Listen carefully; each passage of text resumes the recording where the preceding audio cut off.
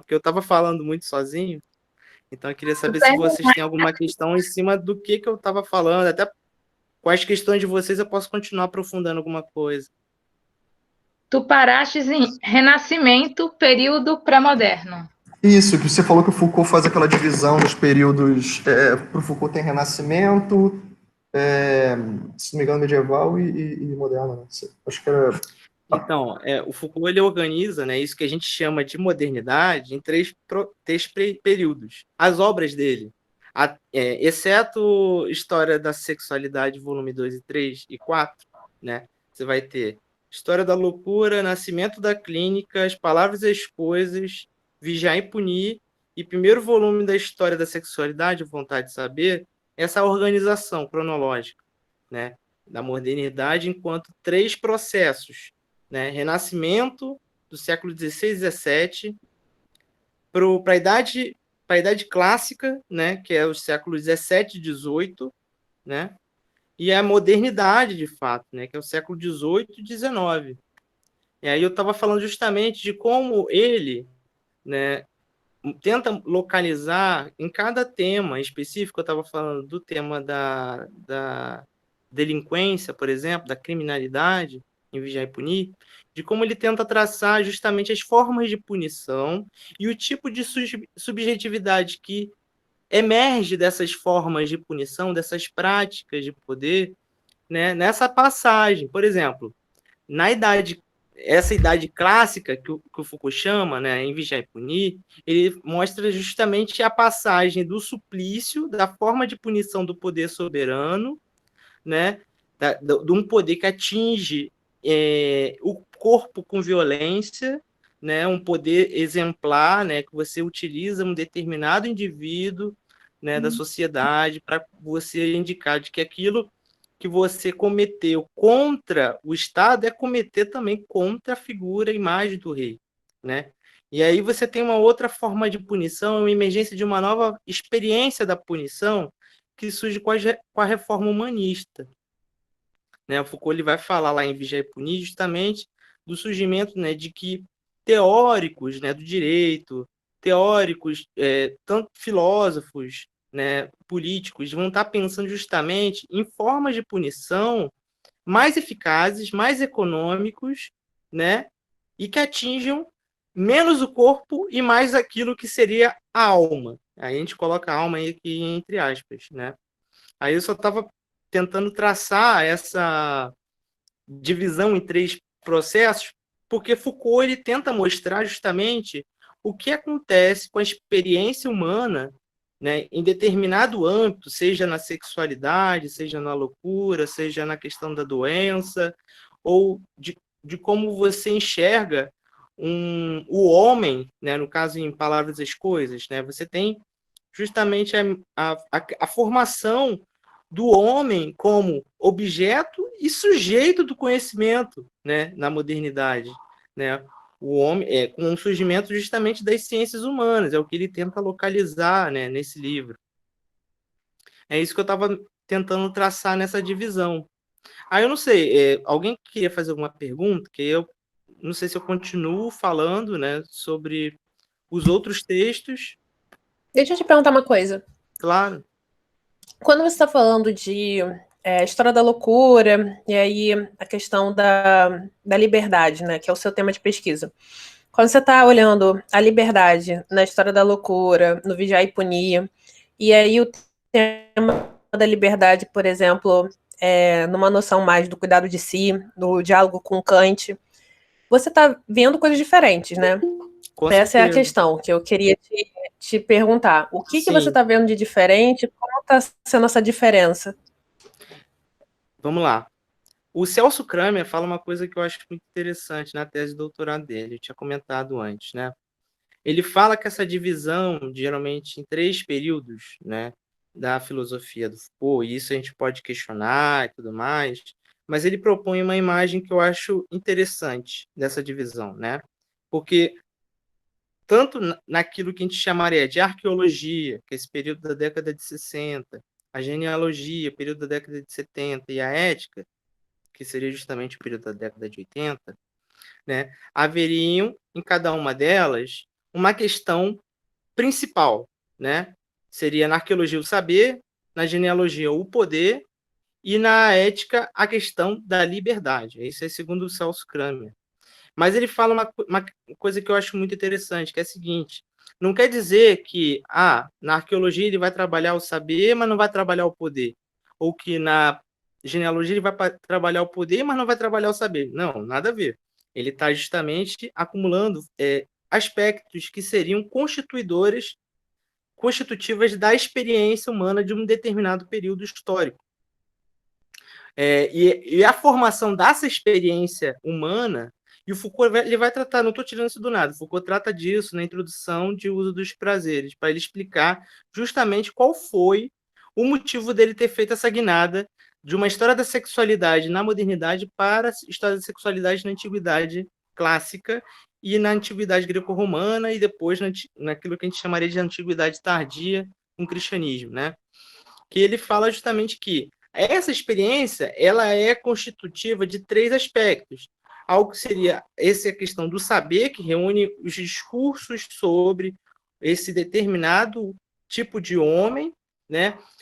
As práticas, né? Que de alguma forma orientam esse tipo de discursos, que são justamente as relações de poder, e a questão de como o próprio indivíduo se constitui enquanto sujeito, né? Sujeito de uma moral, de uma ética, enfim, que é justamente esse aspecto da liberdade. Esses três aspectos, né, da experiência, elas de alguma forma se comungam em todos os estudos. A questão é que, em cada período, Foucault estaria acentuando, sei lá, na arqueologia estaria acentuando mais a questão do saber, mas não estaria deixando de lado a questão do poder e da liberdade, por exemplo, né? Porque meu ponto é o seguinte: no final da obra, quando ele trata das questões de cuidado de si, estética da existência, por exemplo, ele está justamente colocando essa liberdade em primeiro plano. Ela seria, de alguma forma, norteadora das pesquisas de Foucault ao final da vida, principalmente a noção de liberdade. Apesar dessa noção de liberdade nos textos principais não surgir, né, tipo, com uma evidência clara de como ele trabalha esse tema. Mas em entrevistas como a Ética do Cuidar de Si como Prática da Liberdade, não sei se vocês conhecem, que é uma entrevista que ele concede no último ano de vida dele. É uma entrevista belíssima e é muito importante para a minha pesquisa. É uma entrevista que ele fala justamente que ele não fala do conceito de liberdade. Foucault está falando em práticas de liberdade. Ele não está falando de um conceito, de uma substância, de algo metafísico. Ele está falando de uma forma prática de como os indivíduos, de alguma forma, numa relação consigo e com os outros, se constituem, né?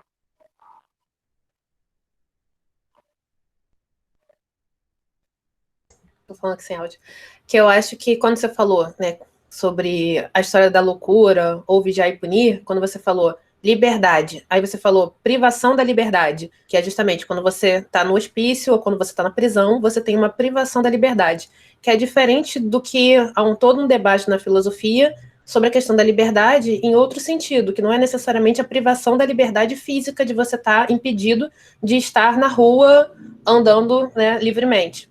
E aí sim você tem uma questão de uma liberdade física, mas você tem outro tipo de liberdade que seria a liberdade que a gente discute num conceito mais, bom, somos livres para escolher, né, se somos sujeitos que somos constituídos de um determinado espaço-tempo que nos obriga a agir de tal forma ou outra forma, a ideia da subjetivação, ou nós temos liberdade para agir, né, liberdade para até pensar diferente. Então, se somos sujeitos constituídos pelo nosso regime de verdade, nós somos livres até para pensar outra coisa, a gente consegue pensar para além do nosso tempo, para além dos valores de verdade que nos constituem enquanto sujeitos. Então, a questão da liberdade na filosofia, ela perpassa muito a questão que você vai lá no Sartre. O Sartre vai falar, não, somos condenados à liberdade, né? Somos condenados a ser livres, e a partir dessa liberdade a gente faz alguma coisa, como se um sujeito ativo.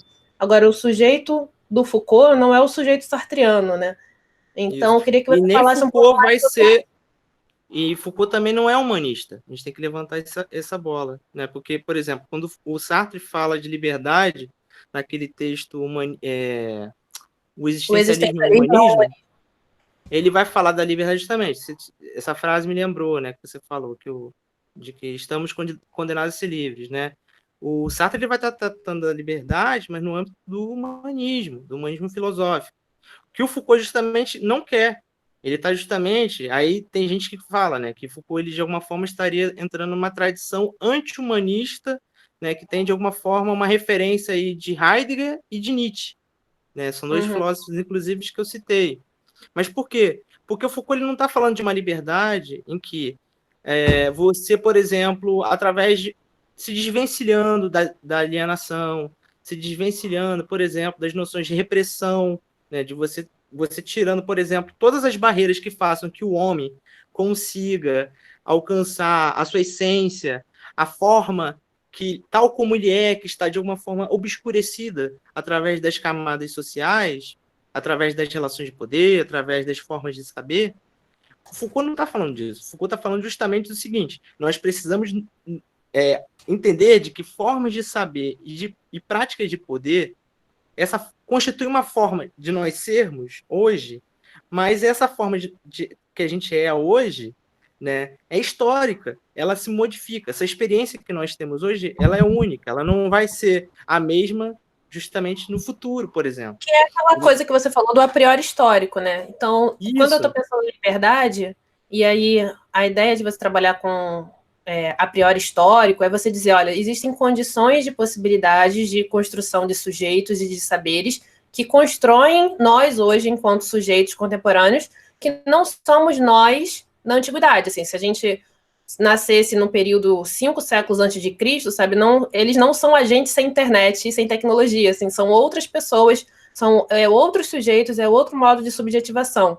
Então, no final das contas, quando eu penso liberdade, eu acho que o seu tema é interessante por causa disso, é porque muita gente vai criticar o Foucault dizendo, o Foucault foi o cara que falou em somos sujeitos do nosso tempo, assim, né, somos sujeitos construídos, mas ao mesmo tempo é o cara que falou o tempo inteiro sobre resistência, sobre o pensamento do fora, né, como a gente pode pensar o diferente, tanto que é a filosofia da diferença.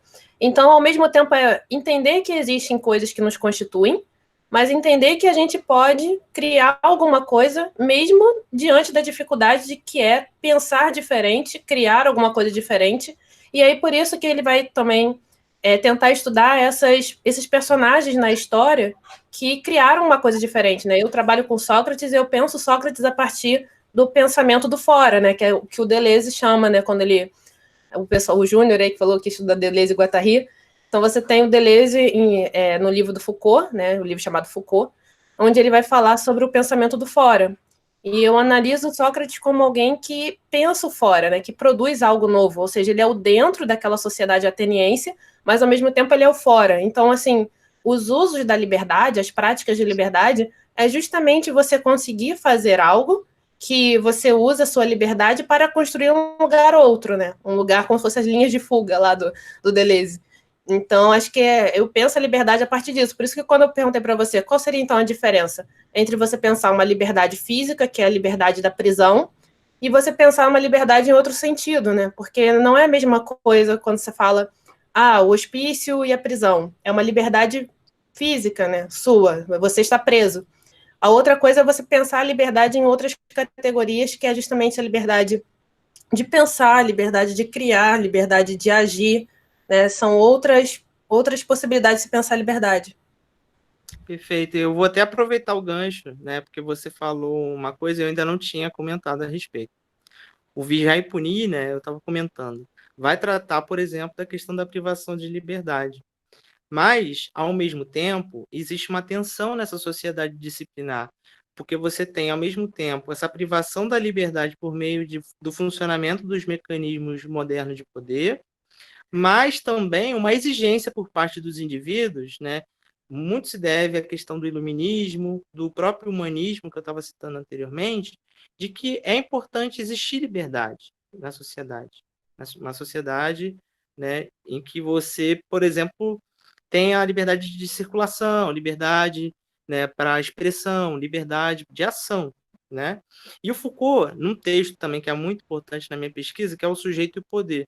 É um texto de 82, né? Que o Foucault ele vai falar justamente a principal questão que está nesse texto é o seguinte: durante todos esses anos que eu estive estudando poder, não era o poder exatamente o meu problema. Meu problema sempre foi a questão do sujeito. Ele fala isso, né? Primeira coisa, que eu acho muito interessante. E a segunda é a seguinte, que quando ele fala de relação de poder, ele nunca está falando de relação de poder sem resistência, sem formas de resistência. Esse conceito de resistência, né, de alguma forma aparece, né, também, apesar de não ser o conceito de liberdade sendo mencionado a partir desse conceito de resistência, mas não deixa de ser uma forma de prática de liberdade, ou uma forma de você mencionar um tipo de sinônimo, né? Claro que não é a mesma coisa, resistência e liberdade, são duas coisas diferentes, mas de alguma forma é isso que você está falando, desse pensamento do fora, essa forma de você não tá de alguma forma só falando de que só existe o aprisionamento do sujeito, só existe a objetificação do sujeito na sociedade. Você pode pensar justamente, existe, mas existe também as formas justamente de que isso não aconteça, ou pelo menos não aconteça da forma como esses mecanismos e essas técnicas de poder são preparadas, são, de alguma forma, arquitetadas, né, para que elas funcionem de um determinado modo. Aí, nesse artigo, Foucault vai falar uma coisa que para mim é muito importante. Para que exista relações de poder, é preciso existir liberdade. Aí acho que era até o ponto que eu estava falando na última reunião, em que a Raquel estava falando, que a gente estava falando sobre a questão das tecnologias de hoje em dia, da forma como, na minha posição, eu estava dizendo de que não é que a gente está se tornando escravos da tecnologia ou que a gente está se tornando, digamos, privados de liberdade, como eu estava falando antes, é que eu estava querendo dizer justamente que a gente tem um espaço, um campo de possibilidades de ação. Nesse campo de possibilidade de ação, temos relações de poder e relações de resistência. E essas relações elas estão em tensão permanente dentro da sociedade. A questão é a seguinte: com determinado funcionamento das relações de poder, haveria uma intensidade dessas forças das relações de poder, tal que os espaços para a prática de liberdade elas estariam cada vez mais restritas. Esse era o meu ponto. Não é que a gente deixa de ter liberdade numa sociedade com relações de poder. Porque se a gente deixasse de ter relações de poder dentro da sociedade, nós teríamos um regime de dominação, um domínio de escravidão. É como se... Aí a gente estava falando, por exemplo, eu e Clara, né? A gente estava falando outro dia sobre países que ainda estão sobre regime de colônia, né? São países que, por exemplo, a França mantém ainda, Martinica, temos a Guiana, aqui na América do Sul também, né? Países que são ainda, né, tutelados, né, de alguma forma, são ainda mantidos como colônia pela França, né? Então, esses países, digamos, eles estariam mais próximos disso que o Foucault estaria chamando de regime de dominação, de escravidão, e aí a gente pode chamar, né, até historicamente, geograficamente aqui na América Latina, regime da plantation, né?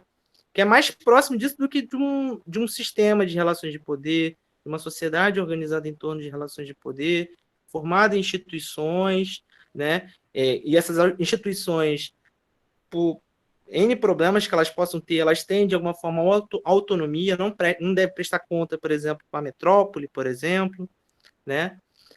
O Foucault está tentando pensar aí uma sociedade moderna dentro de um regime democrático de direito, talvez, aí, não sei, eu estou fugindo um pouco aqui do assunto, mas é basicamente isso que eu estava querendo dizer. O Foucault ele vai falar que não existe um antagonismo entre relações de poder e liberdade.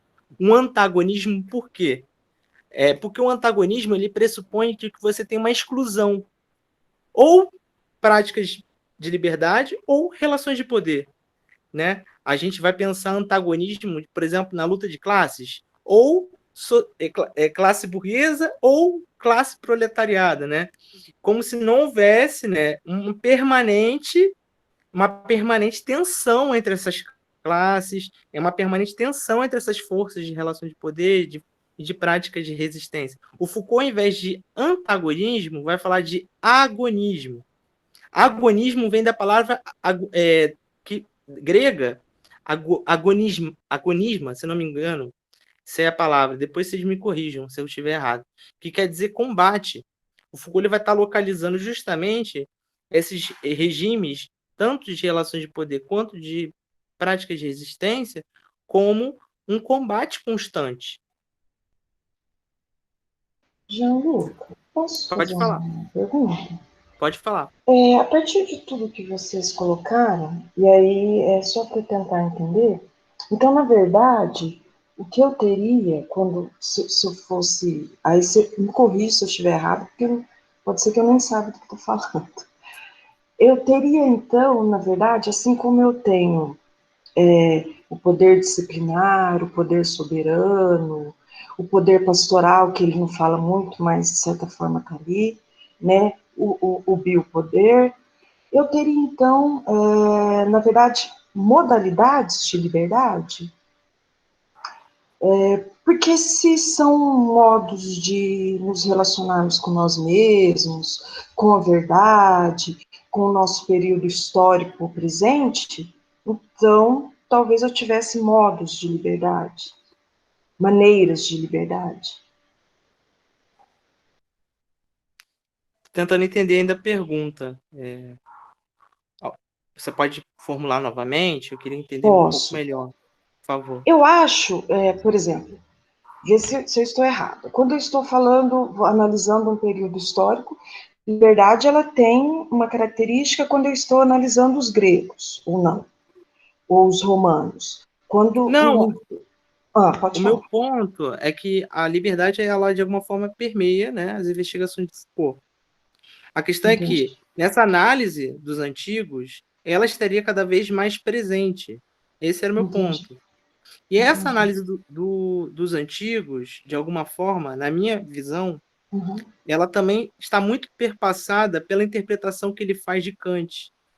E aí eu falei antes da Uhum. antropologia, né, de uma obra, né, menor, né, entre aspas, do Kant, né, que Foucault vai realizar em 61, mas a partir de 78, o Foucault ele vai falar, ele vai pronunciar uma conferência chamada O que é a Crítica.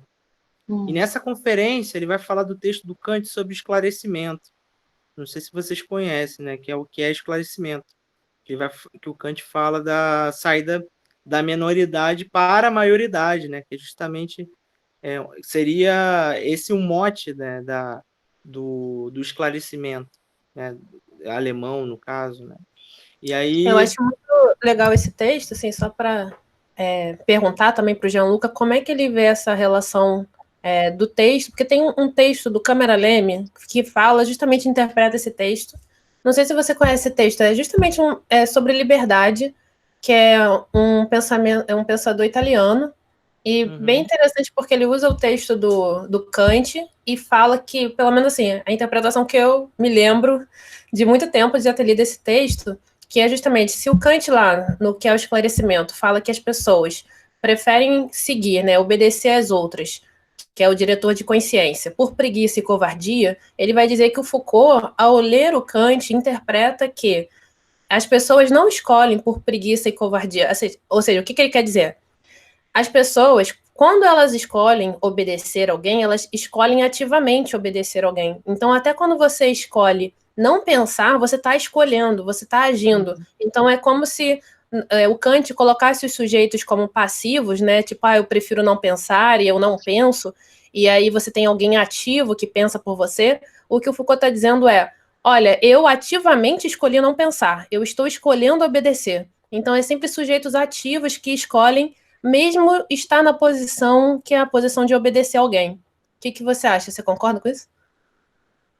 Concordo sim, porque o texto ele passa pela ideia de autonomia, né, do sujeito autônomo que faz uso da sua própria razão, né, e o que ele está falando é justamente isso, é sair da covardia, tem aquele mote lá, aquele lema do ouse saber, né, tipo, de você justamente prover, né, suas próprias, por exemplo, sua própria forma de vida. Eu acho que o texto estaria de alguma forma falando, se a gente der uma visão Foucaultiana para o texto, né? Porque o que o Foucault está falando é o seguinte, assim, e a partir da leitura que ele faz no que é crítica, e voltando ao que eu estava falando, que ele faz desse texto é o seguinte: não é que o Foucault vê no Kant aquele que está querendo dizer o seguinte: nós não devemos ser governados. Como não devemos ser governados?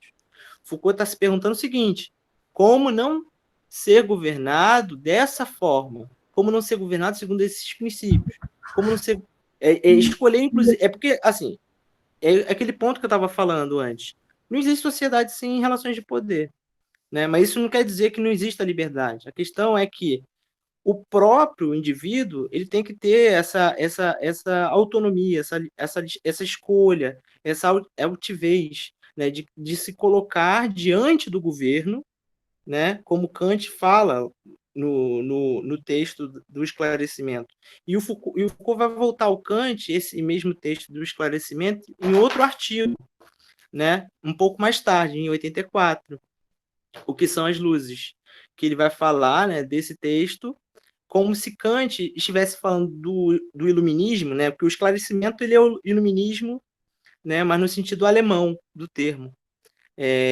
Mas como se esse evento, né, esse acontecimento, né, usando um conceito também do Foucault, né, o Aufklärung, né, como um acontecimento, é mais do que isso.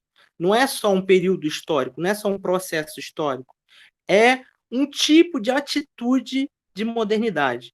Foucault coloca essa questão no artigo. É uma forma de atitude moderna, né? Uma atitude moderna diante do seu próprio tempo, uma forma de se perguntar sobre o que você é neste momento histórico e de que como você pode, nesse questionamento sobre o que nós somos, perceber de que esse ser histórico, que é contingente, pode ser modificado, né? E aí o Foucault ele vai buscar também inspiração não só no Kant, mas também no Baudelaire dos ensaios estéticos. E um deles é o Pintor da Vida Moderna, que o Baudelaire vai apresentar um pintor, né, um gravurista, né, que ele, de alguma forma, ele é uma espécie de Flané, né? Tipo, ele é um cara que ele sai nas ruas, faz a arte dele nas ruas e tal, e é um cara super misterioso e tudo mais, mas o Foucault ele tenta mostrar que nessa prática, né, do Flané, que está lá no ensaio da vida moderna, no Pintor da Vida Moderna, perdão, no ensaio, né, ele está mostrando justamente que há uma certa atitude desse gravurista, desse pintor, diante do seu próprio tempo, que não é só de constituir seu próprio tempo, mas é de construir uma própria relação consigo mesmo, né, dentro desse tempo presente, de forma que você tenha a possibilidade, aí, justamente essa questão de todas que a Priscila está falando aí do Deleuze e tal, da possibilidade de um desdobramento, né, de uma dobra, né, que o Deleuze fala disso também, lá do sujeito, né, de você poder se tornar outro, de você poder dar origem a um outro tipo de homem, né? De você poder dar... Oi, pode falar. Não, e aí parece que fica, às vezes, parece, assim, talvez para as outras pessoas, assim, de modo geral, isso é uma crítica que o Foucault recebe muito, né, de transformar numa coisa muito individualista, uma estética da existência, e quando, na verdade, o que ele está querendo dizer é, bom, se as pessoas começarem a, pelo menos, ter alguém puxando o pensamento, de pensar diferente, de construir uma nova forma de ser, de estar no mundo, isso transforma-se numa ação política. Então, até hoje a gente está aqui discutindo sobre a divisão dos poderes e sobre a atuação do STF, até onde vai, o legislativo, que é uma construção de Montesquieu sobre questão política. Então, assim, no final das contas, a gente precisa pensar novas formas de governo, assim, novas formas de gerência, de democracia, e aí você vem o Habermas pensando a democracia, você vê alguns teóricos, né, pensando formas de governo, porque é justamente isso, a gente precisa, no final das contas, pensar em como a gente vive numa sociedade juntos e que tipo de valores a gente quer construir na nossa sociedade, e aí a ideia da subjetivação, e a gente já discutiu autores aqui como Andy Brown, né, falando como a ideia do sacrifício ela foi internalizada e todo mundo assumiu o sacrifício em prol do desenvolvimento econômico, então a gente aceita o Estado mínimo, a gente aceita precarização de trabalho, diminuição de direitos trabalhistas em prol de um desenvolvimento econômico. E aí o que ele está querendo dizer é que tipo de subjetivação a gente vai fazer, que tipo de verdade a gente vai tomar para si, porque a gente, ao tomar determinadas verdades, a gente constitui uma determinada sociedade. Então, assim, as sociedades antigas, as pessoas morriam em batalha com a bela morte e achavam o máximo morrer na guerra. Assim, você recebia honras, cantos, e era um valor, né? Era um valor moral. Hoje em dia, talvez as pessoas não tenham essa coisa bela de morrer lutando. Então, são outros valores, são outras pessoas. Eu acho que no final das contas é pensar que tipo de valor, de verdade, de sociedade a gente vai criar. E é justamente essa perspectiva histórica que o Foucault levanta, é poder pensar possibilidades, e esse olhar para a antiguidade é um olhar de afastamento do presente. É você se afastar do presente e falar, olha, já foi de outra maneira, já foi de outra forma, as pessoas já viveram aqui de outra maneira. Não necessariamente o mundo que a gente vive é o único possível, existem possibilidades de mundo. E é olhar para frente e pensar em possibilidades de mundo. Eu falava, inclusive, né, sobre os regimes de afrodisia, né? As regimes de prazeres sexuais na antiguidade, em especial na antiguidade clássica, né? Porque o Foucault ele vai estar justamente percebendo o seguinte, olha só, a experiência, né, da sexualidade na modernidade, ela é uma experiência muito voltada para a norma, né? Para esse conceito, para essa noção de norma que é muito fundamental, né? Você tem uma sexualidade, e essa palavra também já não existe, né, na antiguidade. O próprio Foucault ele vai falar disso, né? Também na Por isso que ele introdução vai adotar dos a ideia de prazeres. afrodisia, né? Isso, ele vai Porque falar, ela é já é um outro regime, já é uma outra forma, já é um outro saber sobre esse tipo de prática, né? Já é uma outra forma de prática, né? É uma outra forma de se relacionar consigo mesmo. até a questão O da Foucault não está educação. querendo dizer que é melhor ou pior do que a modernidade. Está Aqui é tentando outra mostrar coisa. justamente a alternativa. É que a gente. Tem muita gente que entra nesse mérito, né? De tentar pensar, o Foucault está tentando mostrar uma alternativa. Não, ele não está tentando mostrar uma alternativa. A gente não tem que copiar os gregos. Os gregos não são um ideal a ser seguido. A questão é o seguinte: a história e a análise histórica do Foucault, seja a arqueologia, seja a genealogia, tenta mostrar justamente formas de experiências humanas que são diferentes. E isso prova justamente a contingência da experiência humana. Ela não é a única, ela não vai ser sempre da mesma forma. O Foucault tenta Isso, mostrar justamente uma história dessa experiência. E aí, isso nos regimes de afrodisia na Antiguidade Clássica, só um segundinho que eu vou passar a palavra já para você, Priscila.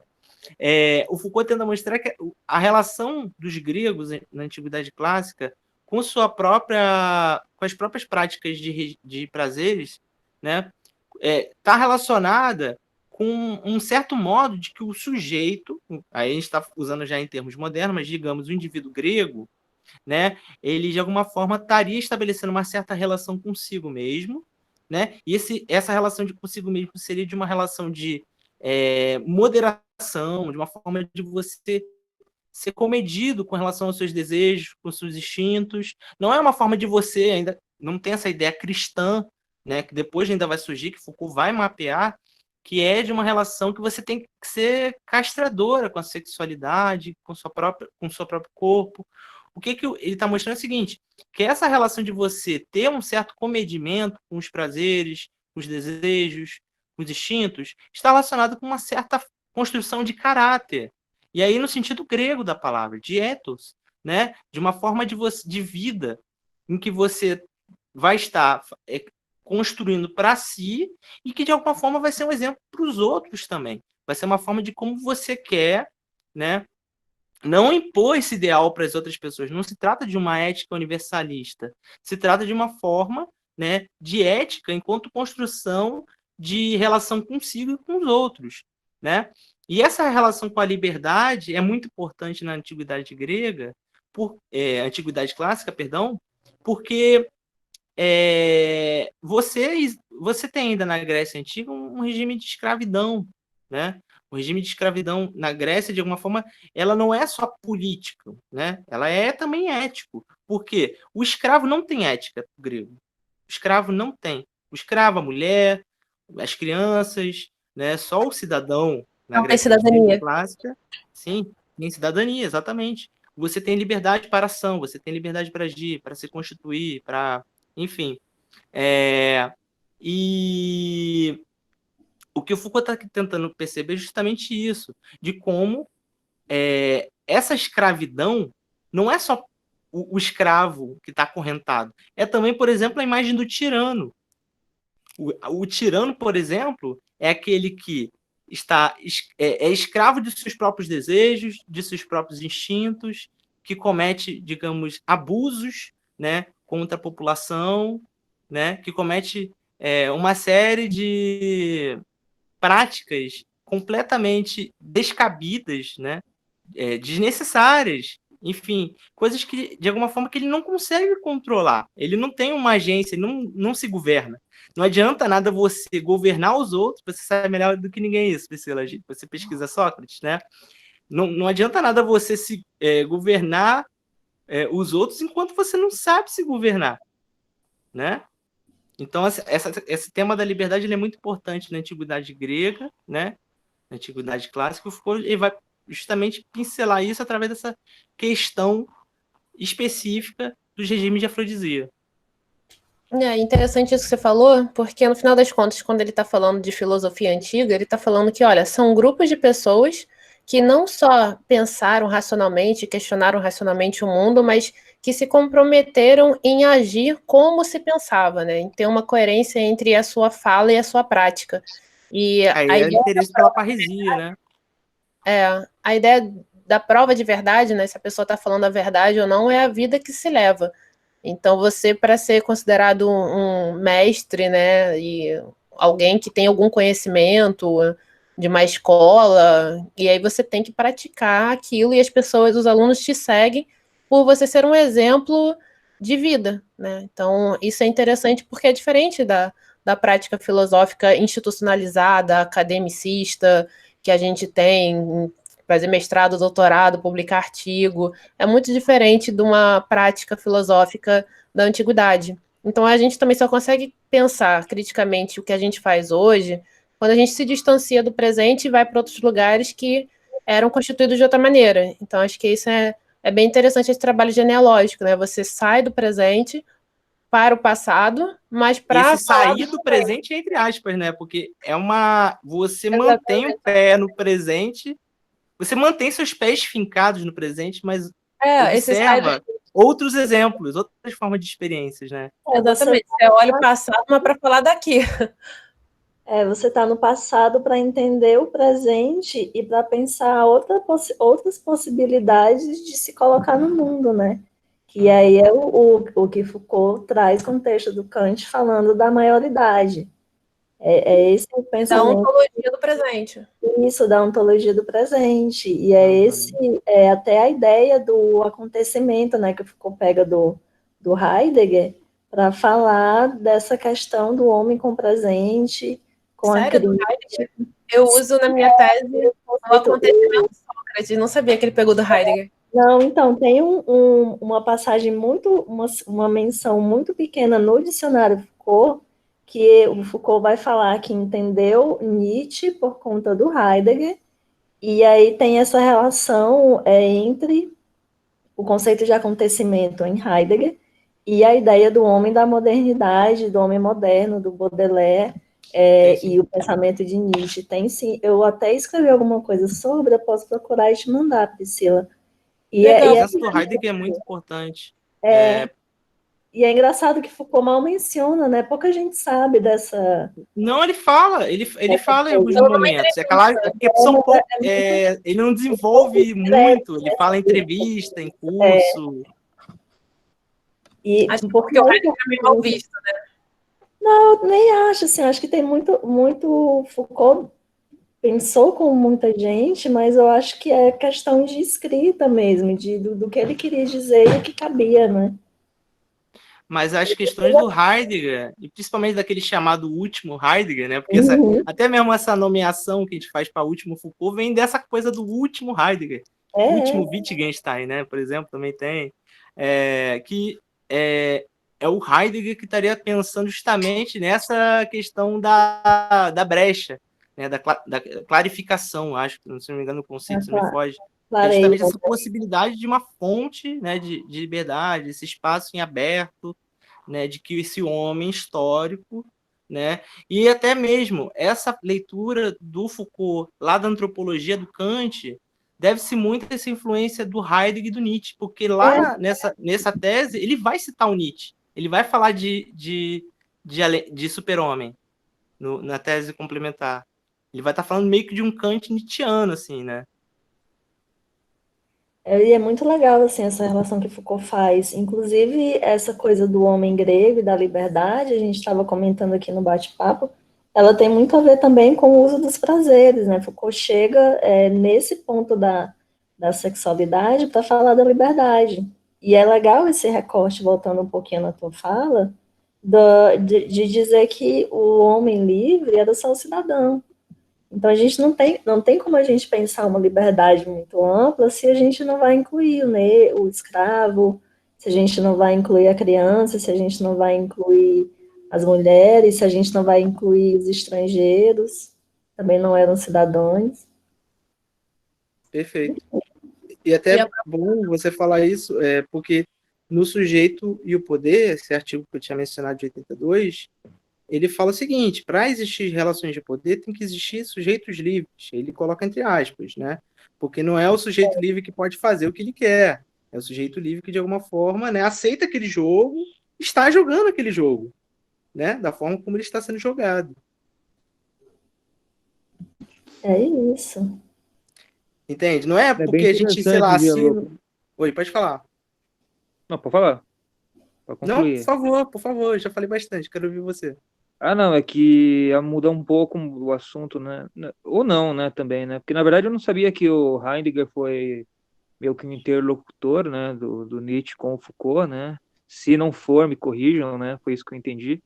Mas até explorando um pouco o pensamento do Nietzsche, né? E como a sua pesquisa ela tá atrelada, né? Atrelada não, né? Ela é a respeito da liberdade, né, do sujeito. Como que você pensou a questão da subjetivação capitalista, né, ou neoliberal, enfim, né, acerca dessa liberdade, posto que ela nos presenteia, né, com ente de transcendência, né, muito grande, né, parando, por exemplo, em questões de imanência, como Nietzsche, Spinoza, enfim, alguns autores, né? Como que você lidou com isso? Como que você observa isso? Como que a transcendência se apresenta no seu trabalho? Beleza. Então, lá no curso Segurança, Território e População, né, quando Foucault introduz a noção de governo, aí no curso seguinte vai ser o nascimento da biopolítica, ele vai falar de neoliberalismo, né, que aí vai ao encontro da sua pergunta, né. Antes ele introduz uma noção que é de contraconduta, eu ainda não tinha falado, que essa noção de contraconduta estaria de alguma forma atrelada à noção de resistência, estaria dentro de digamos, de uma semântica que seria da liberdade, na minha opinião. Essa noção de contraconduta ela surge no momento de que você define governo como condução de condutas, como forma de conduzir condutas, né? A gente tem o governo neoliberal, ele tem uma forma específica de conduzir condutas, sei lá, voltada para um tipo de subjetivação que seria do empreendedor de si, do capital humano, sei lá, a gente pode pensar aqui várias coisas, né? Não é bem o que eu trabalho, mas aqui eu estou, né, discutindo contigo abertamente, porque é uma questão que sim, me chama a atenção, a gente diversas vezes aqui no grupo já conversamos a respeito, tem a própria pesquisa do Alex, que vai muito nessa direção, ele pode até falar mais a respeito, mas assim, é o que eu penso, né, que eu penso que o Foucault está pensando ali em formas de governo, em específico do neoliberalismo, né, que é uma forma de governo novíssima, né, tipo, especialmente para o Foucault, porque o Foucault está analisando em 79, está tudo ali acontecendo, na época dele, a gente está falando dele de ontologia do presente, olha aí. E, ao mesmo tempo, ele está preocupado, né? A gente tem a conferência dele de 78, do Kant, né, que é crítica, justamente para pensar como não ser governado dessa forma. Olha só, se a gente for articular as duas coisas, né? ele está tentando pensar justamente, né, olha só, como fazer uma genealogia desse tipo de governamentalidade, mas, ao mesmo tempo, como pensar, né, a posição de nós, enquanto indivíduos, enquanto coletivos e tal, diante dessa governamentalidade. Aceitamos os jogos, a forma de conduzir condutas dessa forma de governamentalidade? Aceitamos a forma de subjetivação que está sendo imposta por essa governamentalidade, entende? Não sei se eu respondi muito bem essa pergunta. Não, perfeito, já. Deu para ter uma ideia, tá? Eu Ideia acho não, que a né? chave Compreendi. está nessa noção de contraconduta, acho muito importante.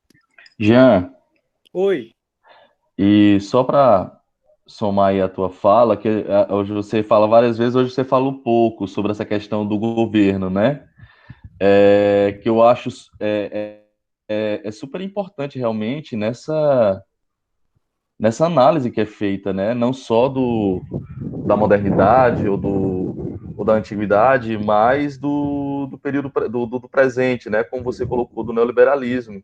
Porque essa questão do governo, a Priscila colocou a questão das críticas a Foucault, né?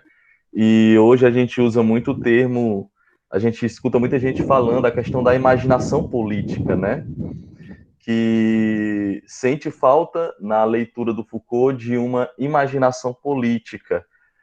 Mas eu acredito que para a gente que está mais próximo do Foucault, além de ser muito estimulado a ter uma imaginação política, né?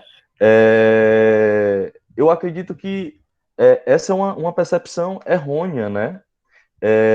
Porque o fato de Foucault falar sobre o governo, né, tanto de si quanto dos outros, eu acredito que o Foucault não quer cair no mesmo erro de muitos pensadores que criaram modelos, e esses modelos se tornaram muitas vezes hoje motivos de críticas imensas e que deixa e que faz a nossa imaginação política muitas vezes sucumbir, né? A gente você vê uma série de pessoas perdidas, e essa coisa do perdido não é uma coisa tão simples. Eu vi o Vladimir Safatli fazendo uma crítica à esquerda, né, dizendo que a questão da esquerda está morta, né, que ele coloca justamente que não há uma proposta política e econômica, porque justamente aquelas que foram colocadas não dão de conta. E aí se faz uma crítica justamente a esses filósofos como Deleuze, Guattari e Foucault, mas o que os partidos de esquerda, a bandeira que os partidos de esquerda hoje levantam, parece que é o problema levantado de forma, não estou dizendo que é uma bandeira necessariamente de luta, mas as questões que foram levantadas por essas filosofias da diferença. E aí se torna como é que eu posso dizer? A gente não consegue fazer uma reflexão atenta sobre a governança, sobre o governo de si, sobre o governo dos outros, e aí a nossa imaginação política ela fica limitada. E aí a gente não consegue perceber que às vezes a gente está sendo fascista com movimentos, com a população indígena, com as mulheres, com os negros e com toda uma população, porque nós não compreendemos essa ideia do governo. E isso não impossibilita que a gente possa ter uma imaginação política. Eu acredito que, para mim, isso nos incita a ter uma imaginação política afetada por outras coisas e dialogando com uma série de outras possibilidades, né? Mas era só isso, Jean. Maravilha. Adorei aqui. Tem muita coisa para tirar desse teu comentário. Primeira coisa, eu acho que é importante a gente falar do papel do intelectual. Foucault queria propor justamente um modelo de intelectual diferente, né? Ou melhor, não propor um modelo de intelectual, né? Necessariamente, né? Porque a gente propondo um modelo de intelectual, a gente quer justamente propor, sei lá, uma espécie de porta-voz, uma espécie de... É justamente que está muito presente, né, no cenário político.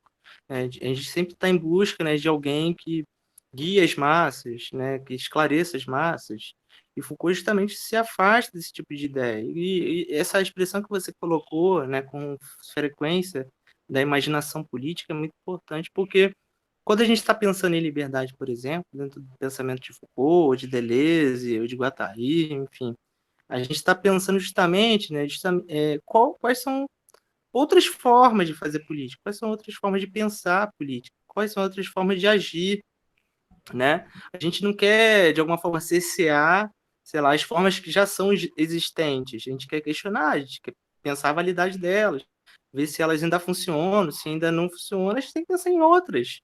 E a gente não vai criar nada de novo do nada, né? O novo, ele surge de uma forma que a gente recicla as ideias que já existem, revê, dialoga, começa a se organizar de outra forma, incluir novos grupos, indivíduos que pensam de forma diferente do que se pensava em outro tipo de organização política, enfim, isso dá panos para manga, né? Tudo isso que você falou, sabe? Não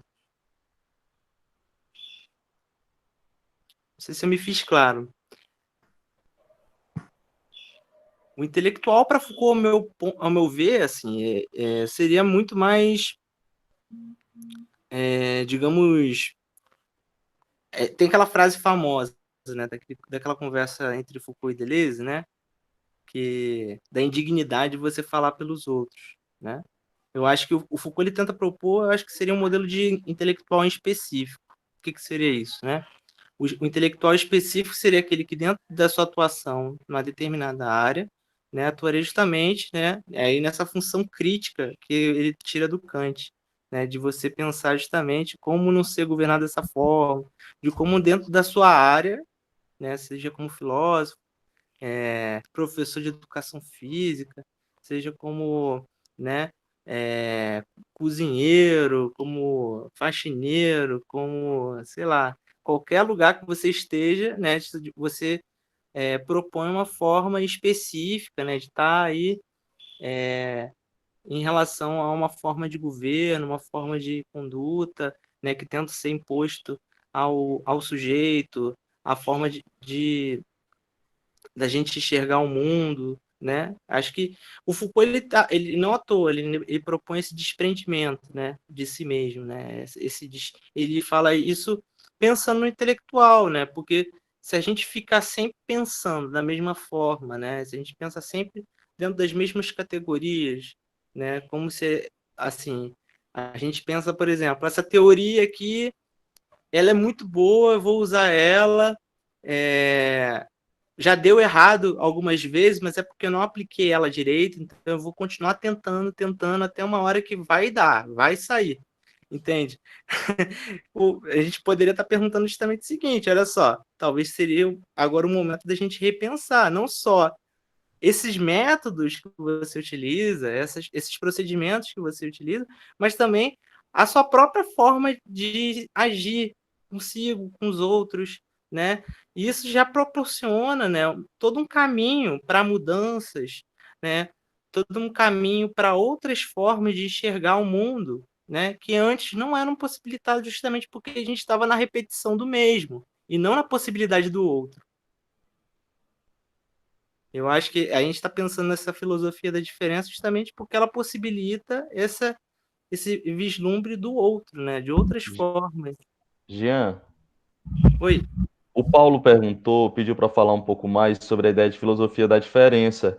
Aí eu acho que você perfeito. pode, se for possível, falar um pouco sobre isso, articulando justamente com a ideia de liberdade. Acho que é Tá bom. possível? Claro, super. Super tem a ver. Então, vamos lá. Filosofia da diferença. É que a gente poderia fazer uma diferença entre o que seria a filosofia da diferença e a filosofia da identidade. Eu acho que a gente pode usar essa diferenciação. O que seria essa filosofia da identidade, primeiro? A filosofia da identidade seria a filosofia tradicional, né? Filosofia que está lá desde Platão, passando pelos medievais ali, né? Santo Agostinho, Tomás de Aquino, chegando ali na escolástica, né? Chegando ali em Descartes, Kant, Hegel, né? São filosofias que são, de alguma forma, chamadas de filosofias metafísicas. Ou seja, de você entender de que a verdade, ela de alguma forma, ela é uma espécie de, ela possui uma identidade, ela possui uma essência, ela é uma substância que pode ser alcançável, né? através de um conhecimento do homem, de alguma forma, transcender, sei lá, aí, por exemplo, vou usar como um exemplo para a gente ilustrar essa filosofia da identidade. Claro que não é dessa forma, mas a teoria das ideias de Platão é muito mais sofisticada do que isso que eu vou falar agora, mas a teoria das ideias de Platão, né, se a gente pensar as ideias como uma forma de essência, como uma forma de identidade, do que são as coisas na verdade, e que se a gente pudesse, de alguma forma, buscar essas ideias, né, esse tipo de filosofia, né, que pensa dessa forma, é o que seria a filosofia da identidade. Essa filosofia que busca a verdade tal como ela é, a coisa em si. Né? Eu estava falando do Kant, tem esse conceito também de coisa em si. E é o próprio Kant que vai falar o seguinte: não existe forma de conhecer a coisa em si. Não existe a forma de conhecer a essência. Não existe como a gente apreender as coisas tal como elas são. Somente a representação, somente a nossa percepção. E a questão é a seguinte: essa representação, né, ela é uma questão subjetiva. Ela é, de alguma forma, se a gente for pensar em termos até Foucaultianos, forma de a gente conhecer um determinado objeto, ela é histórica, né? Porque cada forma de conhecimento envolve uma forma de experiência. E essa forma de experiência, ela nunca é a mesma. Né? Em determinado período, ela vai se modificar. E aí, eu queria chegar justamente nisso, a filosofia da diferença. A filosofia da diferença, para mim, tem um marco muito importante, que é nem Foucault, nem Deleuze, nem Guattari, que é Nietzsche, a meu ver.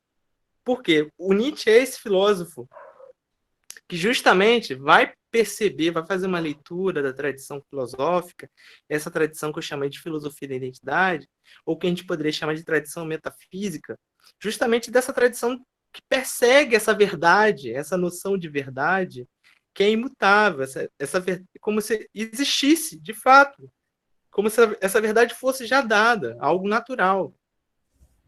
E o que Nietzsche, e aí o Foucault, o Deleuze, o Guattari, o Derrida, né, vários outros, né, o próprio Heidegger também, a gente poderia incluir nisso, percebe justamente o caráter contingente dessa noção de verdade, a questão histórica dessa noção de verdade. Tem um texto do Nietzsche que é fabuloso, né, que vai falar sobre isso, que é sobre a verdade emitida em sentido extramoral, né, que ele vai falar justamente do homem como um ser criador, né, inclusive a questão da verdade ela não está fora disso. A sua própria relação, inclusive, com a verdade, ela se modifica, né? Aí a gente pode pensar o seguinte: aí a gente vai cair no relativismo, a gente vai cair no ceticismo, né? De que a verdade não existe. Não, a questão não é essa. A questão é a nossa própria relação com isso que a gente chama de verdade. O que a gente está tentando é questionar isso. É questionar, por exemplo, que a verdade ela está em jogo, por exemplo, dentro dos jogos das relações de poder-saber, né? Nas formas como a gente se constitui, da forma como nós somos hoje, uma determinada relação que a gente mantém com a verdade, e que essa verdade que está em jogo, esses discursos de verdade, eles se modificam com o tempo, né? Então, filosofia da diferença nesse sentido, né? Não é de identificar qual é a verdade, é justamente de identificar diferentes perspectivas, aí o perspectivismo nietzschiano, por isso que eu gostei do exemplo do Nietzsche, diferentes perspectivas de aprender, né, uma verdade, e essa verdade ela nunca vai ser absoluta, ela vai sempre ser parcial. Essa que é a questão. O conhecimento humano, e aí a partir de uma perspectiva Nietzsche, Foucault, Deleuze, ele vai ser sempre parcial, ele vai sempre ser um recorte, certo? É mais ou menos por aí que eu acho que a gente poderia tentar responder essa pergunta do Paulo. E tem um eterno retorno, né? Essa ideia do eterno retorno também é muito importante, né? De você pensar, por exemplo, sua própria relação com a vida, através dessa noção de você estar pensando justamente na questão da verdade como algo metafísico, né? E essa questão da verdade como algo metafísico vai valorar as coisas.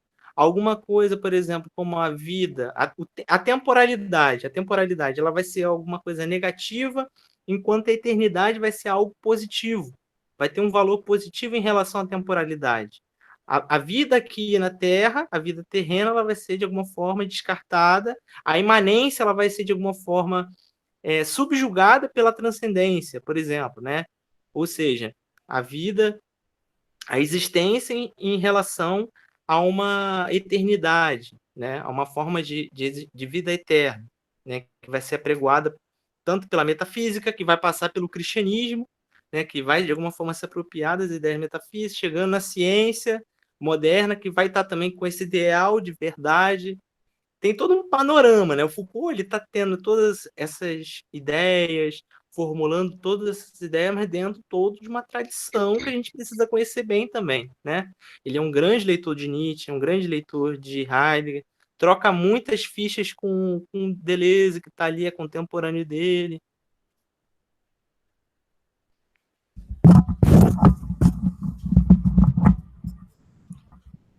Alguém tem alguma coisa a Jean, acrescentar?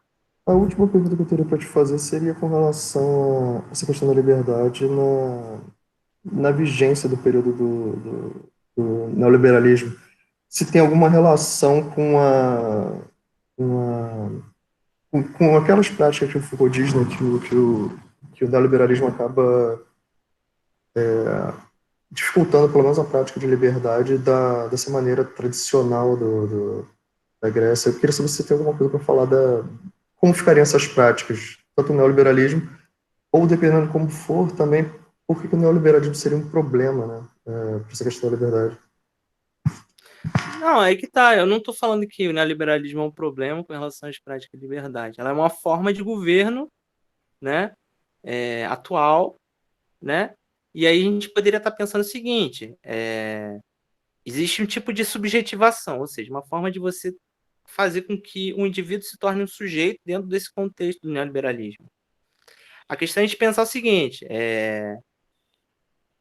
essa não é a única forma de constituir subjetividade. Na história tiveram muitas outras e há de surgir ainda muitas outras formas. A questão é a seguinte, é que, ao meu ver, eu estou dando uma leitura muito pessoal, né? Eu queria até ouvir outras pessoas a respeito. Mas, ao meu ver, a gente está num período, né, de homogeneização muito grande, de padronização muito grande, né, dos costumes, das identidades. Por mais que a gente tenta se afirmar diferente em relação aos outros, né, a gente tem um processo de homogeneização muito grande também, né, em relação à questão da subjetividade. A gente cai em lugares comuns, né? A gente se veste de formas próximas, a gente fala de formas próximas, age de formas próximas, pensa de formas próximas, apesar de todas as diferenças, né? E esse governo, essa forma de governar que é do neoliberalismo, ao meu ver, ele tem esse papel, né, de padronização. Você vai às vezes procurar uma música para ouvir e tal. A indústria cultural ela acaba servindo também de exemplo para a gente, né? Porque você vai procurar uma música, né? E as músicas dentro de um contexto do neoliberalismo, elas, e no contexto de indústria cultural, no contexto neoliberal, as músicas costumam ser muito parecidas, pelo menos que tocam com frequência. Os filmes que são realizados, eles têm todo mais ou menos um mesmo padrão, né? As pessoas, né, elas vão consumir geralmente os mesmos tipos de roupas, as mesmas formas de tirar foto, as mesmas formas de interagir com as outras pessoas. Então a gente está pensando aí em todo um modo, um estilo de vida que está embutido nessa forma de governo e que a gente está questionando justamente que essa forma de ser governado está inclusive nisso, nessa forma como a gente, dentro desse contexto, a gente é moldado, a gente é, de alguma forma, não vou dizer assimilar, né? Porque a gente estaria falando aqui em termos de ideologia, que não é bem o que a gente está falando. Mas, ao meu ver, também cabe essa questão de ideologia, a gente poderia depois analisar fora aí dos termos Foucaultianos aí, mas o que eu estou querendo dizer é que essa prática da liberdade que o Foucault vai buscar tanto nos gregos quanto em exemplos da modernidade como em Kant, em Baudelaire, né, ele está tentando falar justamente isso, de um exercício ascético, um trabalho que a gente realiza conosco, com os outros, né? Uma relação ético e política, né? Justamente como uma forma de responder a certas demandas que vêm, né, justamente dessa forma de governamentalidade específica que é o neoliberalismo. Por exemplo, eu não aceito, eu não quero ser um capital humano, eu não quero ser um empreendedor de si mesmo, eu não me vejo dessa forma, eu não consigo me identificar com esses conceitos. Então, só essa possibilidade da gente realizar crítica, questionar e tentar pensar o que seria ser um sujeito que não seja necessariamente um capital humano, o que seria ser em tempos neoliberais, o que seria ser um sujeito sem cair necessariamente nesse conceito de empreendedor de si em tempos de neoliberalismo, né? Cara, eu existe acho a muito... possibilidade da gente ser constituir um outro tipo de subjetividade que não seja essa, sabe? Eu fico me perguntando. Eu acho que essa é uma questão, eu acharia bem interessante se a gente conseguisse, talvez, no futuro, né, conseguir trazer esses debates para o presente, porque o nosso presente já não é o presente do Foucault, né? Então, quando ele fala de presente, já é outro presente. Ele não viu um processo de uberização, de terceirização, assim. Então, acho que a gente tem que tentar, talvez, pensar o presente usando, né, o Foucault como ferramenta mesmo crítica para fazer esse diagnóstico. E aí eu fico pensando, cara, será que a gente não é um capital humano? A gente estudou pra caramba, a gente já está no caminho do capital humano. A gente quer entrar para uma universidade, que é mal bem um lugar que a gente se vê trabalhando, né? Mas, em compensação, 80% dos alunos do ensino superior estão em instituições privadas. Então, provavelmente, a gente vai se vender de alguma maneira para o mercado de trabalho. E aí é uma outra... É uma precarização também, né? Porque as relações trabalhistas, elas são outras, elas não são relações assim que eram no passado em relação a direitos e tal. Então a gente está no processo. E a questão é como resistir a isso, talvez criando outros ambientes que não sejam os ambientes formais, né, que se constituem hoje em dia. Então acho que pensar essa questão do que a gente pode fazer de resistir, pensar outras possibilidades, porque eu acho que o que a gente faz já está dentro do processo de neoliberal, a gente está dentro, né? Não tem muito para onde fugir. E aí, sobre ensino de filosofia na escola pública portuguesa e brasileira, que foi realizado. Quem tá falando que eu não entendi? Isso que eu quero entender também. Não, eu abri um vídeo aqui no meu computador, mas eu já tirei. Essa questão do capital humano, do neoliberalismo, é uma questão que eu estou tentando trabalhar agora, né? Articulando com que eu fiz a minha pesquisa de tese, que é como é que a gente pode pensar mesmo essa liberdade, esse cuidado de si, que não seja cooptado pelo empreendedorismo de si mesmo. Qual é o sentido hoje de pensar em constituir a vida como obra de arte, escapando de todo esse meio, ou entrando o minimamente possível, né? Porque a gente nem sabe se tem como sair completamente do que a gente está vivendo. Não, sair completamente eu também não acredito. Não tem. Aí quais são os modos de vida possíveis, né, que a gente pode criar pensando nesse cuidado, pensando nessa estética de si, pensando nessa possibilidade de liberdade de constituição outra que não entra dentro dessa normatividade. Eu acho que aí já começa a prática de liberdade, já começa nessa pergunta, porque quando a gente se pergunta como nos constituir, como nos conduzir, a gente já está justamente pensando nas práticas de liberdade. A gente não está pensando em, poxa, eu queria ouvir alguém me dizer o que eu devo fazer, como eu devo me governar, sabe? A gente estaria justamente caindo no lugar ali da menoridade kantiana, né? Justamente de ouvir um tutor, um padre, um professor que estaria dando as fórmulas para a gente, né? É um trabalho árduo, é um trabalho difícil e reatualizável, infinito. Só mesmo a gente mesmo que vai saber, né, construir e fazer da forma que nós gostaríamos de fazer, né? Inclusive, eu sugiro que a gente leia esse texto da crítica como um primeiro texto assim, do Foucault, texto do coletivo. Eu acho que é muito importante e, de alguma forma, esse texto especificamente atravessa um pouco o que a gente já falou aqui, né? Qual texto? Que é a crítica e o outro, que são as luzes, são os textos, acho que dá para a gente ler, ou a gente pensa vem alguém que apresente o contexto geral e vai conversando, não sei aí como a gente pode fazer. A gente fica se fazendo essas perguntas todas, né, depois disso tudo, porque a gente quer justamente buscar uma solução, mas a questão é justamente essa é a solução, é justamente que a gente deva buscar essa solução, que a gente deva... a finalidade do pensamento do Foucault, para mim, é essa mesmo, é gerar um incômodo, né, que esse incômodo, para mim, ele é o princípio ativo para a ação, né, para realizar essas práticas de liberdade. Para mim, é um... E a filosofia, para mim, ela é muito isso, né? Ela é esse momento da inquietação mesmo, né? De você mexer, né? Abalar um pouco as estruturas, não só do que você...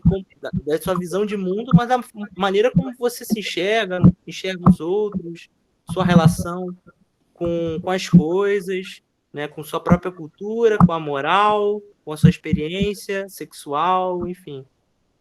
Nossa própria relação enquanto intelectual, né, também, enquanto pesquisador, enquanto alguém que está tentando entrar na universidade, ou que já está na universidade, como é que a gente vai ser coerente entre aquilo que a gente estuda, escreve e o que a gente vive?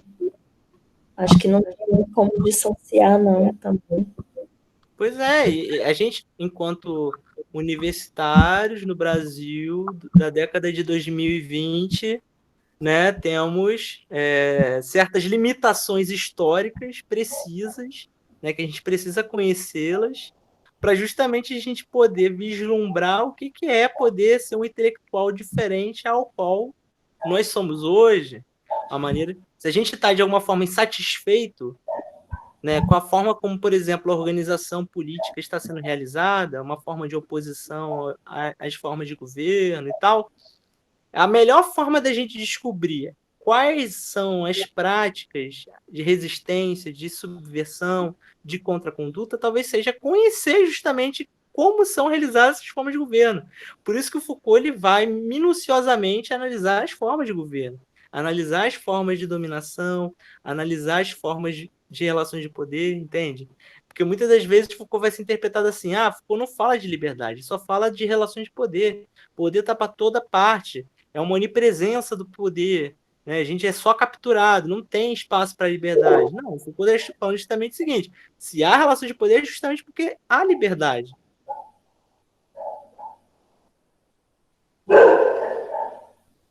Opa! Cachorro aí?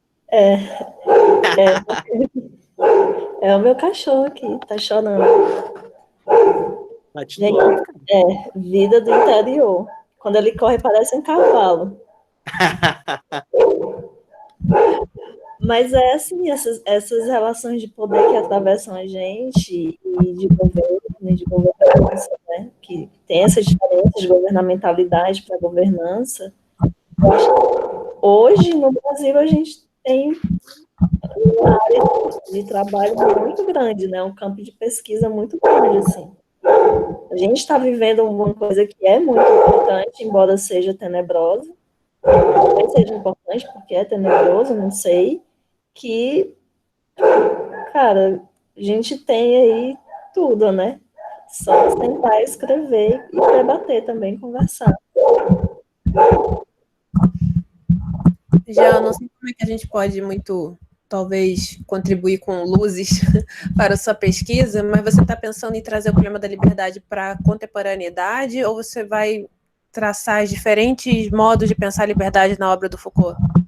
A princípio, né, eu tinha esse objetivo de traçar especificamente nessas últimas obras, né, como a liberdade aparece, porque para mim era primeiro falar o seguinte, o Foucault é um filósofo da liberdade, sim, ele é um filósofo que está pensando na liberdade, sim, ele está dentro de uma tradição de filósofos, né, importantíssimos na tradição que estão pensando no problema da liberdade.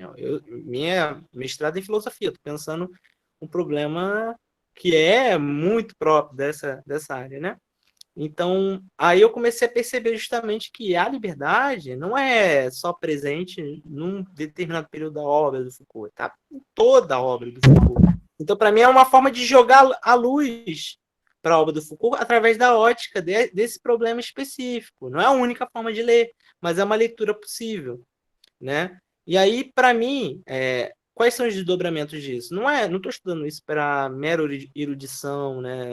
Eu estaria sendo completamente contraditório querer, sei lá, manjar de tudo, todos os livros do Foucault e querer me gabar disso, e sendo que Foucault é um autor que está justamente falando, não, cara, a questão é a gente se modificar, né? Se desprender, realizar uma atividade do pensamento que seja uma forma de prática de si, né? Eu estaria incorrendo com uma forma de contradição. Meu problema é justamente pensar, né, através dessa ótica da ontologia do presente, né? O problema da liberdade, para mim, ela é um problema atualíssimo, né? Isso que me chama a atenção. E aí a gente pode pensar esse problema da liberdade em diversos aspectos. Um deles é justamente esse, né? Eu vou tentando mapear para justamente descobrir como eu posso pensar esse problema específico que é o da liberdade em diferentes aspectos da nossa vida. Interessante trazer isso. Gente, tá chegando 7h15 quase. Vamos pensar o que a gente vai falar para a próxima e o próximo encontro. Vai ser esse texto, então, da crítica? Olha, o que vocês escolheram para mim tá ótimo. Esse texto é muito maneiro. Eu acho legal. Gosto da crítica. Você apresentaria? Alguém apresentaria? Eu apoio também. Alex, você não quer apresentar não, bichinho?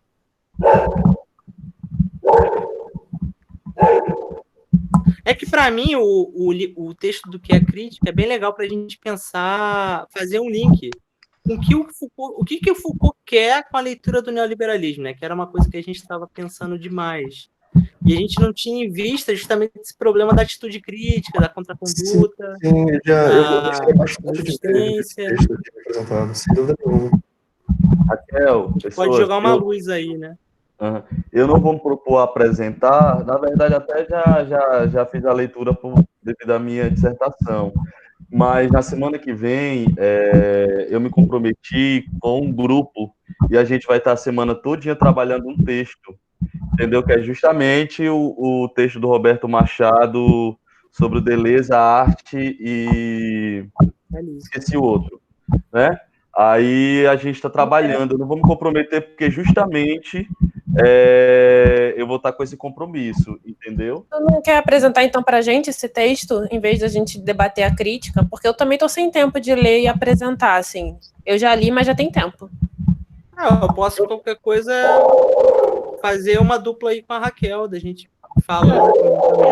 Se for em dupla, eu até topo, porque eu tô sem muito tempo. Próxima semana eu tenho 2 lives para fazer e tenho que preparar uma aula especial de dança, que vai me demandar um pouquinho mais de tempo. Tá todo mundo ocupado, né? Tá todo mundo ocupado, ainda bem, cara. Tem alguém que ainda não apresentou, que gostaria de apresentar alguma coisa, falar um pouco da pesquisa? Eu acho que também pode ser legal isso, né? Mas se eu tiver, eu posso ir junto com o Jando. Eu acho que, além de apresentar, eu acho que alguém pode, se quiser, por exemplo, a gente pode pedir para alguém colocar a sua proposta de estudo, pesquisa, e depois de apresentar, a gente dá as nossas... falar o que a gente achou, o que a gente acha que pode somar e tudo. Eu acho que também pode ser uma... Na verdade, eu acho que esse também é um papel de grupo, né? A gente tá junto e o Wellington disse que fez uma pesquisa dele também, né? A Vânia também. E é isso. A Lita, Fique à vontade para trazer, vai ser bem legal, viu, vocês. Eu acho que pode ser propostas, né? Porque o difícil da gente botar um texto para apresentar é porque a gente está fazendo milhares de coisas. Aí, às vezes, a gente não tem tempo de ler o texto. Pois é. Por mais que a gente já tenha lido, eu não me lembro mais desse texto específico para poder comentar o texto. Eu teria que reler. E aí, como está todo mundo nessa correria, por isso que, às vezes, você falar sobre o seu trabalho te dá até mais luzes, né, de poder escrever e tal, receber críticas, pensar junto. Então, assim, fica um pouco mais complicado nesse sentido apresentar um texto específico, por isso que eu não quero me comprometer com um texto.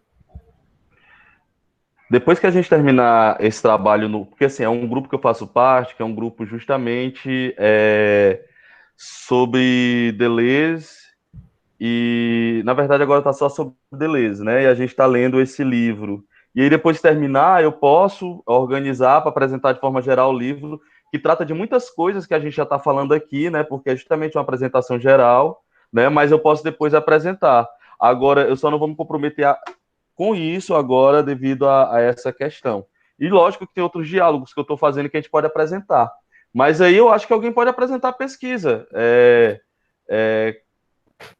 isso. Acho que vale também a gente, sei lá, uma coisa que você está lendo no momento. Oi, pode falar, por favor. Só comentar a minha situação, assim, bem por cima, é porque minhas aulas no doutorado começaram a estar com 3 semanas. Então, assim, eu estou tendo aula todos os dias, basicamente, da semana, com exceção da quinta. E, assim, eu estou com muita atividade mesmo. Por isso que... E na minha pesquisa de mestrado, eu fiz só algumas aproximações com Foucault. Então, eu não me sinto, assim, nem muito confortável, sabe? Para ser bem sincero. Gente, eu poderia porque apresentar... não foi o foco da minha pesquisa. E não precisa ser sobre Foucault, não, porque a coisa você pode trazer alguma coisa... Gente, desculpa, Priscila. Não, eu ia falar que eu poderia apresentar na semana que vem, porque eu estou tendo que escrever minha conclusão da minha tese.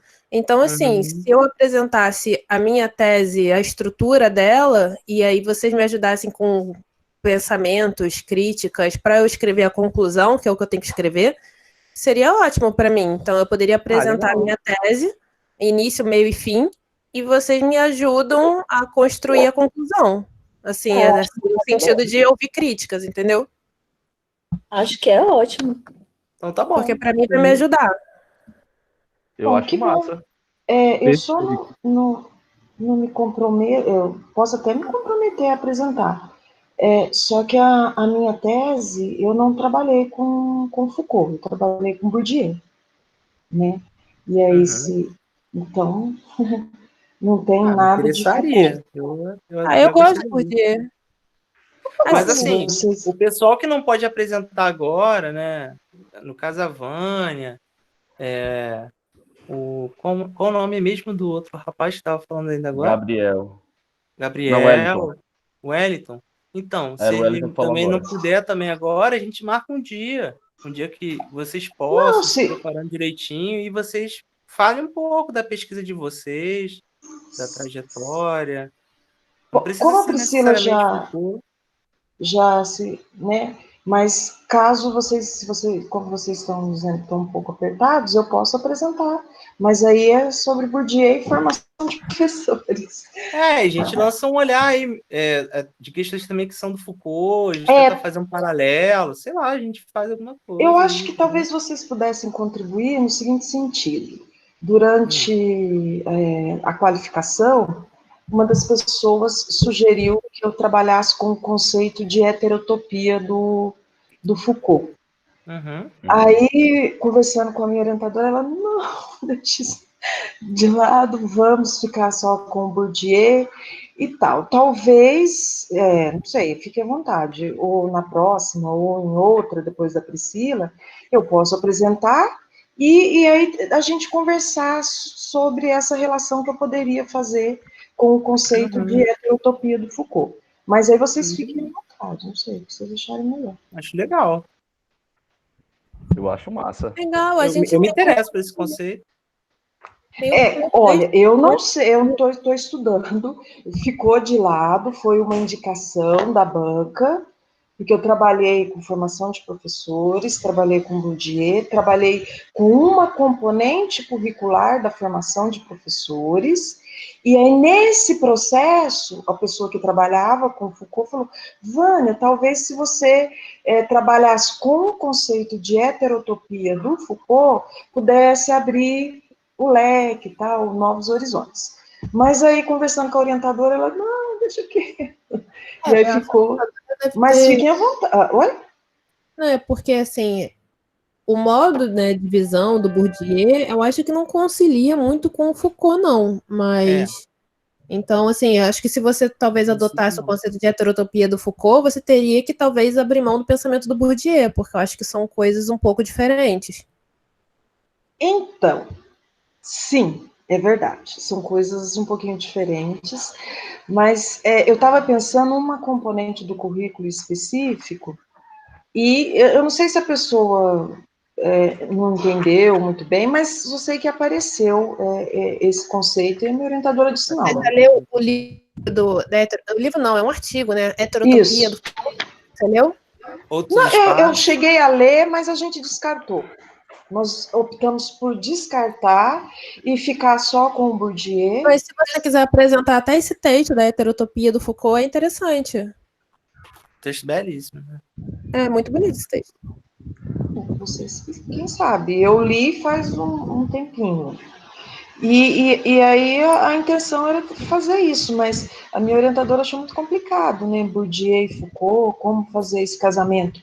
Se bem que o pessoal das ciências sociais que estavam, os professores das ciências sociais que estavam na banca, eles acham perfeitamente possível fazer isso, e fazem, e até incentivaram. Então, mas a gente optou por não. Agora estou curioso. Qual é a sua pesquisa e qual a ligação possível? Então, o que foi feito foi o seguinte. Eu trabalhei com a formação de professores, com a formação de professores de matemática, porque é a minha área, né? E trabalhei com uma composição